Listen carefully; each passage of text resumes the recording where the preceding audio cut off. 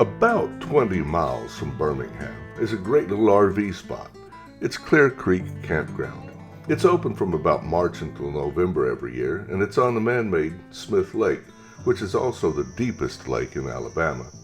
Reservations are made through recreation.gov, and while the weekends may get a little busier, during the week you can score some great waterside sights without a problem.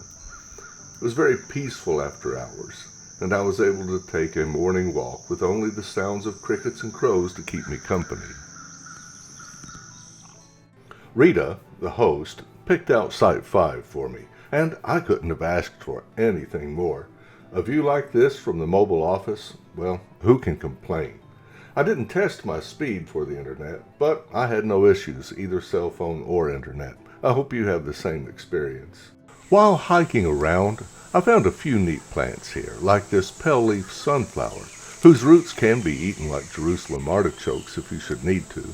The Indians chewed it raw to help get rid of intestinal worms. That's good to know. I also found plenty of this winged sumac near the water.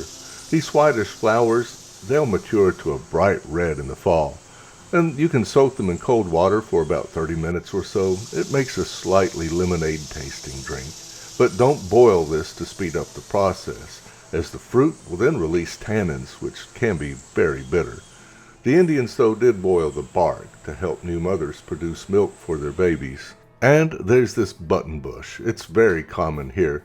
Nothing on this plant is really edible that I know about, but bees and butterflies enjoy it.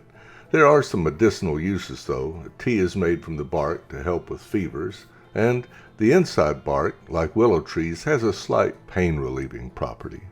I did manage to find a couple of wild persimmon trees, but at the beginning of August, they're not near ripe yet. And if you have ever tried an unripe persimmon, well, experience is a great teacher, and you'll only do this once, believe me.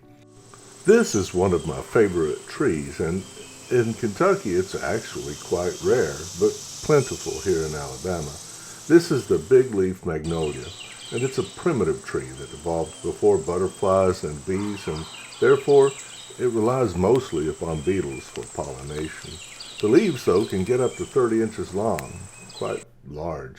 Just a neat little tree. I like it.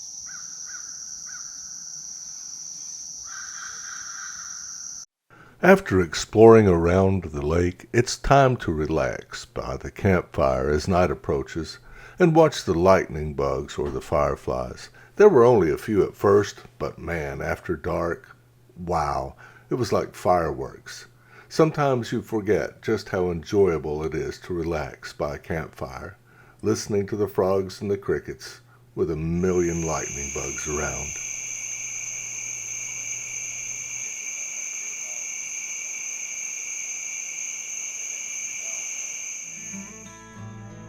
So, what did I think of Clear Creek? Would I stay here again? This was one of the nicest, the cleanest, and most well-maintained parks I visited. The dump station area was clean, immaculate. The camping pads were great, level, great shape. The common areas were well-maintained. The electric was 50 amp, and the pedestals and the water were in great shape. Overall, a great spot, and yes, I would stay here again. So, if your travel takes you close to Birmingham and you need a spot for the night, check out Clear Creek Campground. I think you'll enjoy it. Hope your travels are safe and be happy. Until next time.